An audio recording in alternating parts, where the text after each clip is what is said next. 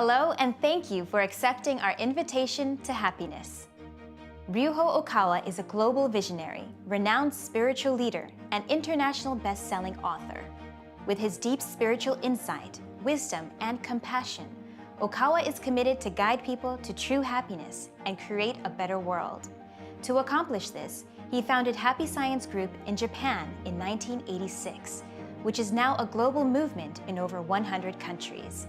His vision and message to the world goes beyond the differences of race and language.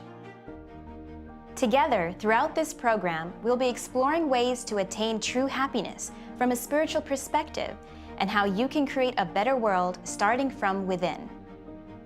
Today's topic is on overcoming religious conflict, which is one of the most important missions of Happy Science. This is an issue that continues to cause major conflict and confusion in our world. What are the fundamental issues and how can we overcome them with peace for all? Before we get started, let's ask the streets of New York, how would you resolve religious conflict? I would try and communicate in some universal way, and that's what I don't know if there's a way to universally communicate that religion is not violence, religion is love, and that at the end of the day, religion is all pointing towards the same thing, which is to love yourself and to love the others around you and to spread peace. It's all about respect. All jokes aside, it's all about respect. And, considering other people's ideas and, learning how to, they may be different from yours, but, just come to, what's that word I'm looking for mutual ground. It's all about that. I think religious conflict, we have to acknowledge that it's never going to be the same. It's never going to be a unified God or spirit or whatever. And we have to accept all of the different ones and enjoy them and make the most of the diversity of beliefs. How about you? How would you resolve religious conflict? Let's hear from Okawa. The power of mercy is the fundamental light that comes from God and Buddha. And many religions speak of it. And yet, many bloody acts of terrorism and war involving religions break out. This fills me with a great deal of sadness. Right now, Europe, especially France, is outraged by the attacks from extremists in the Islamic world. On the flip side, air bombings by the West on the Islamic State are gaining intensity. On seeing this, I am overwhelmed by sadness too deep for words. I have no words. I understand that both sides have their own reasons to attack. But I feel so sad to see that those with different views can hardly come to a mutual understanding.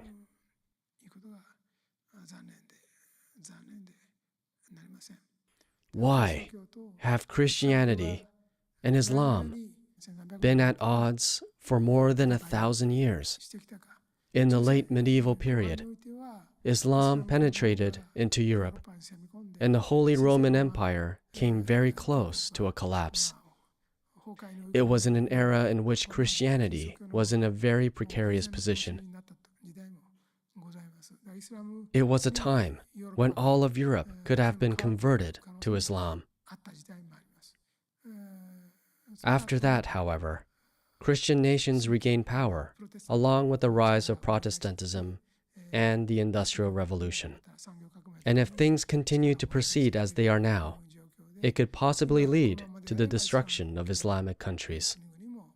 We can see that we are now faced with some major questions.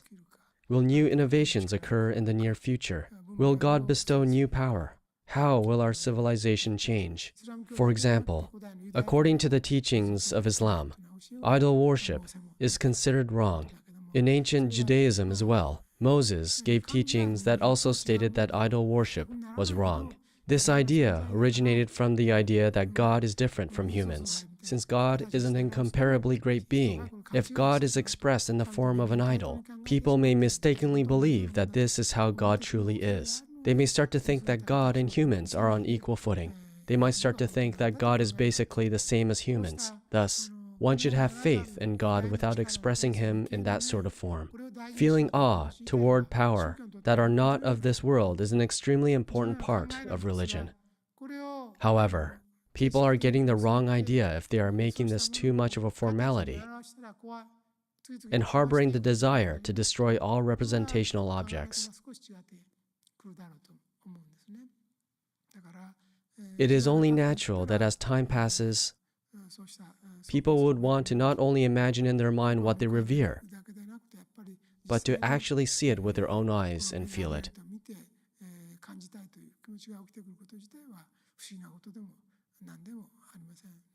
Thus, what was not sufficiently made clear when the original teaching appeared can be a source of future calamity, leading people to reject other religions or to eliminate from this earth anything that is different. This is extremely sad. The narrow-mindedness of human beings is what we should lament the most. In the teachings of Happy Science, integration of all religions is one of our major concepts. This has been our aim from the very beginning of our foundation. In my book, The Laws of the Sun, as well, I clearly state that Buddhism, Christianity, and other religions actually stem from one fundamental source. I wrote, people need to know that all religions and its teachings originate from one fundamental source. So rather than emphasizing the differences and fighting over them, we should know, understand, and trust each other more, and create a new utopia. I am now trying to fill in these large gaps between world religions. I am also trying to unveil God's or Buddha's intentions toward all human activities, including academic studies and ways of thinking. I've started talking about the differences between various races and about the existence of extraterrestrial life forms, different from human beings. To be more accurate, I am saying that sometimes differences in people's race, religion, and culture are due to the differences of their home planets, based on an understanding that differences exist. We are all born as contemporaries into this soul training ground, Earth, where we try to create new lifestyle patterns, civilizations, cultures, philosophies, and ways of thinking, while surviving in the midst of various environments. A variety of souls come to Earth to try to establish righteous ways of thinking and to live as Earthlings. They come to figure out and form righteous value systems, morals, and religion on the Earth. This is not done to cause confusion among humanity. Instead, it is to urge people to awaken to a new potential by recognizing the differences among us. By knowing the differences, we can realize that we still have room to change. There are indeed differences in each religion,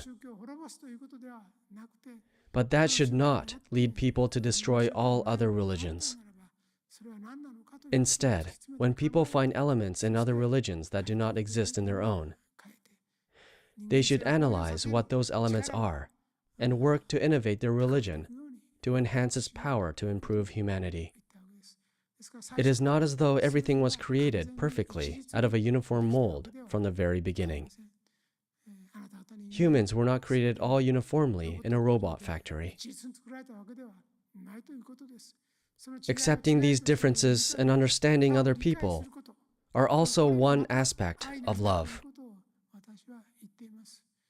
When people cannot love someone it is because they cannot understand that person. When they come to understand the other person, they come to love him or her. Because people cannot understand each other, they hate, attack, and exclude each other. And as a result, the chain of hateful acts never end. Do not think it a matter of course that this chain of hatred never ends. We must not extend the chain of hatred. Rather, once we have realized how much we do not understand the way others think, we should move forward toward mutual understanding, even if it takes only one step at a time.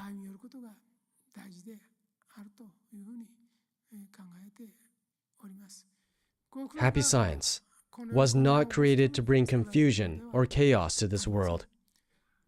It was established to explain the existing differences, to help people understand each other, and to live in harmony, thereby creating a great new utopia. I have done my 2400th lecture in this year. We will hold a publishing commemoration assembly for my 2000th book, The Laws of Justice. I understand that 2,000 books sound like a massive number. But this means that right now, threads of salvation are continuously provided toward all sorts of people. The underlining truth is that all religions come from one source. We need to abandon narrow-mindedness and establish a macro perspective. We need to awaken to new potential as a whole by accepting and understanding the differences in other religions. All of us, regardless of religious background, are created equally by God's love, which is in other words called mercy, and innately carry this same essence called mercy deep within our hearts. Instead of identifying and rejecting differences, it is our duty as fellow children of God to respect and embrace each other with love. Let's hear more from Okawa. Despite being on the same planet Earth, if our home country of nationality is different, or if the religion or political system of our country is different, we could be brought up to assimilate ways of thinking that are different from our original ways after several decades. For this reason, some choose to be reborn into different countries. I have given many teachings on these secrets of reincarnation. However, reincarnation is not clearly taught in the Bible. So people with Christian backgrounds sometimes reject the teachings of reincarnation and say that it is heresy or something that they should not believe in. This happens because there are missing pieces in what they have been taught. Actually, it is merely that Jesus' teachings on reincarnation have not really been passed down enough to the current day. However, modern clerics cannot accept this concept, so when they hear the teachings of reincarnation, they quickly assume that such teachings are heretical and wrong. They compare those teachings with past religions that were eradicated through heresy trials. It is fine to have different arguments. However, we need to create a framework that is generous enough to encompass them all. Currently, my books are being published in many different languages. This is a very important thing.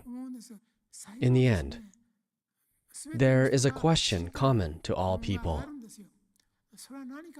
Since no one can escape death, it is extremely important to know what death is.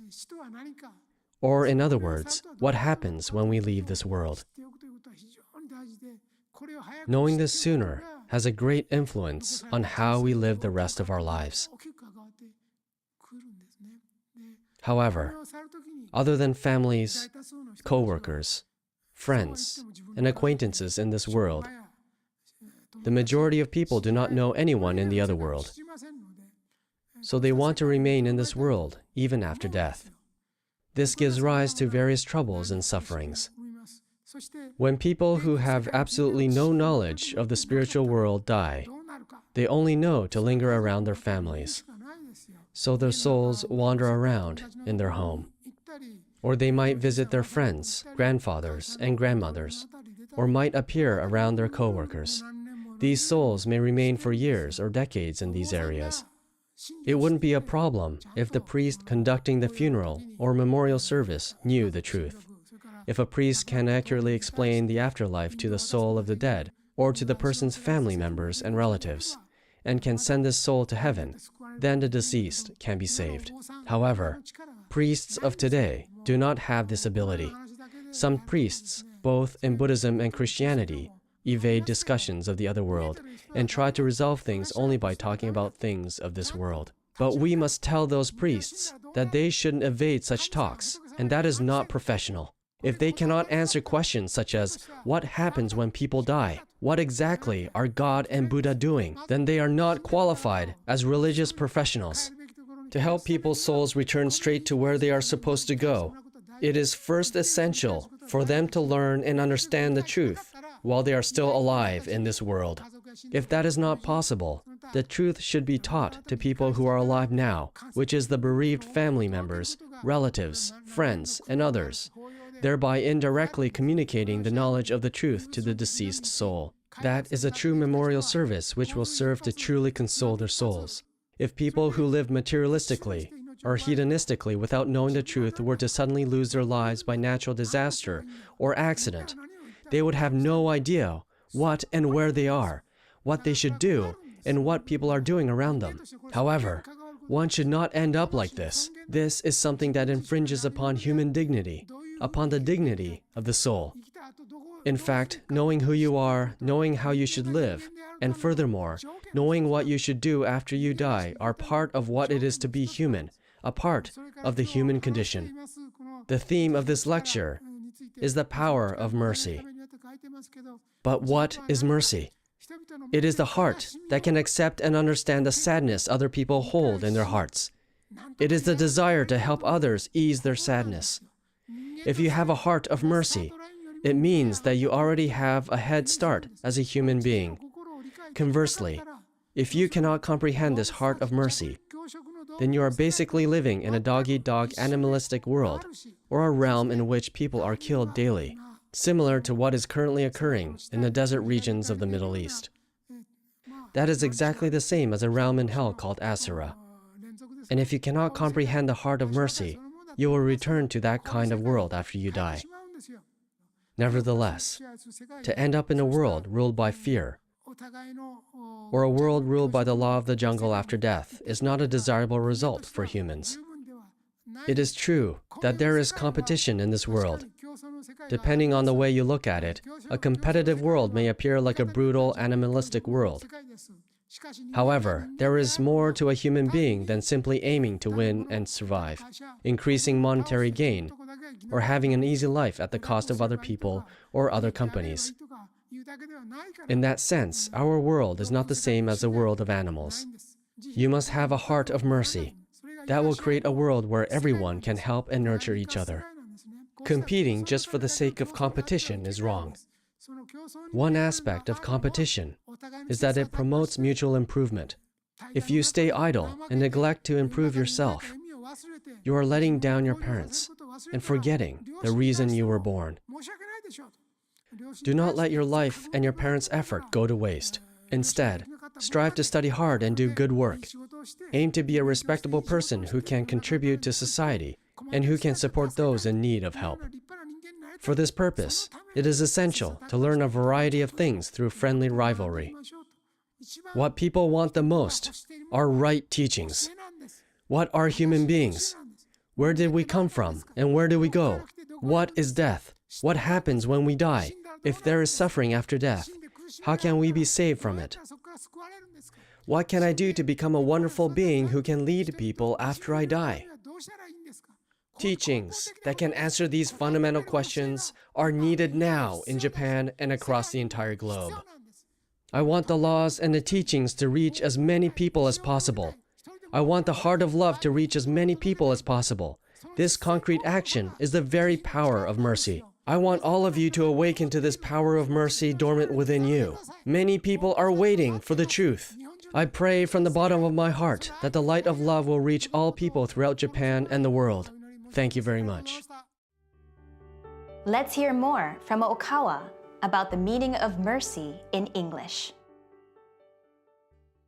there are a lot of religions in the world, and each of religion have wars between them. So it is my main aim to overcome this barrier between the religions. All the religions come from one origin. It's already said in Quran by Muhammad, and he said, the one God sent Abraham, Noah, Moses, Jesus Christ, and these are messengers of God. I love Islamic people. I love Buddhist people. I love Christian people. I love other people of all religions, all nations. I love the people who believe in me, and I also love the people who don't believe me. This is a mercy. This is a mercy which nourished human beings from the beginning. And I dare say, each of you are equal in the bottom of heart. You all have the diamond of God. We are one. The world is one. We are living in the age of mercy. Mercy is a different name of God.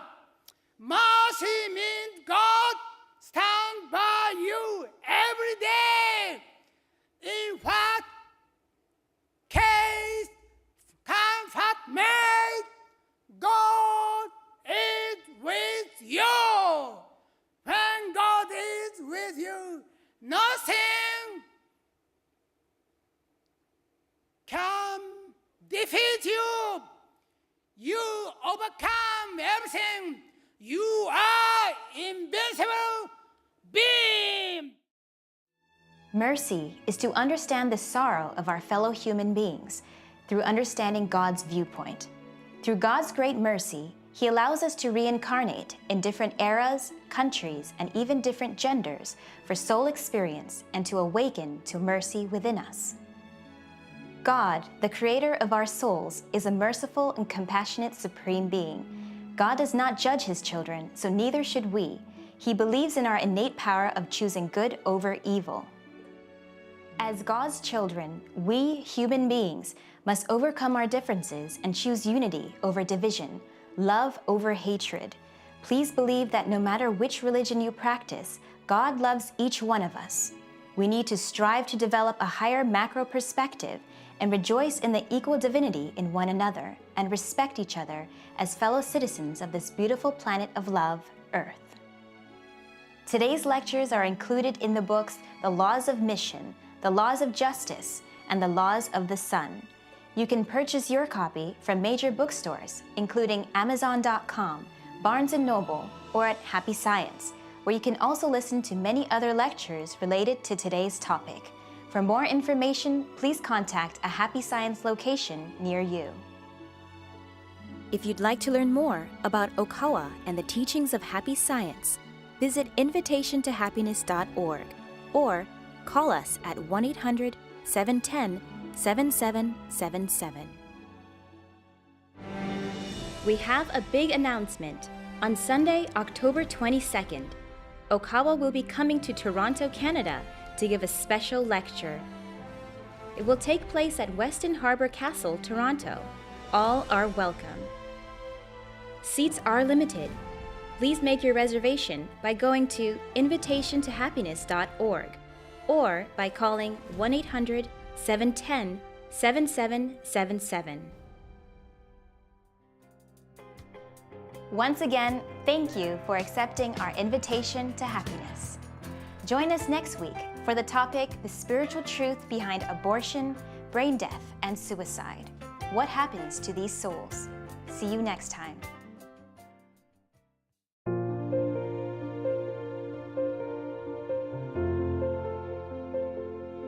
Awaken to a new level of spirituality today. The laws of mission. Essential truths for a spiritual awakening in a secular age.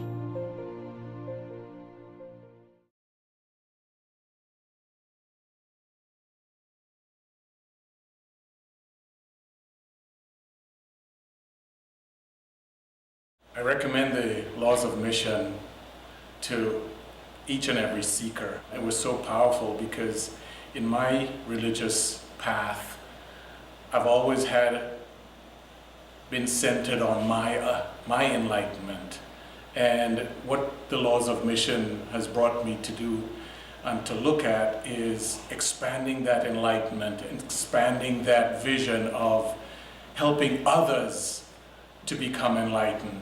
And I feel like I have a lot to share in that regard, in terms of sharing all that I feel in my heart with others, and Master's books have been so profound. The author has given me so much material to work with to be able to share the truth with others, and the laws of mission is a very strong calling towards that level of enlightenment. Not just your personal enlightenment, but the enlightenment of other humans on earth.